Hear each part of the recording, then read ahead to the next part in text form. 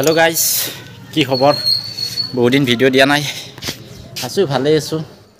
আপোনালোকৰ আশীৰ্বাদত আৰু আপোনালোকো নিশ্চয় আছে এতিয়া মই যাম এঠাইত যাম তো খগৰাবাৰ তো খগৰাবাৰৰ পৰিবেশ কিছু দেখুৱাম আৰু আমাৰ ঘৰৰ কিছু কাম চলি আছে তো কামৰ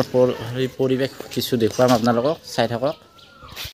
তো আহি আছো ঘৰৰ পৰা গাঁৱৰ ৰাস্তাৰে আৰু পাইছো এতিয়া পাইকাৰকুছিৰ ৰেল গেট তো এইখন চাওক ট্ৰলি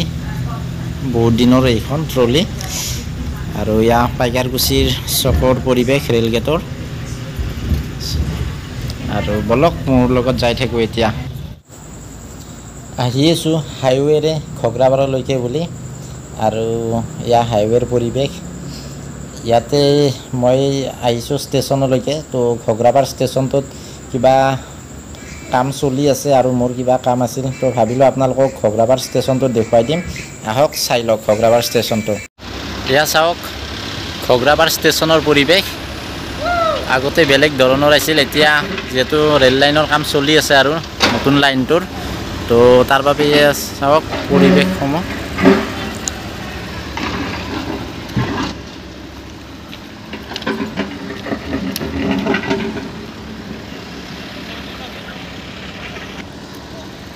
কাম চলি আছে এইবিলাক কাম চলি আছে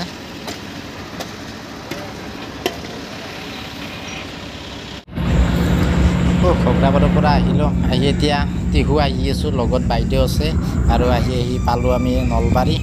আৰু চাওক ইয়া নলবাৰীৰ গণেশ মন্দিৰ চক চাৰিআলি চক এইফালে আপোনাৰ ধমধমা যায়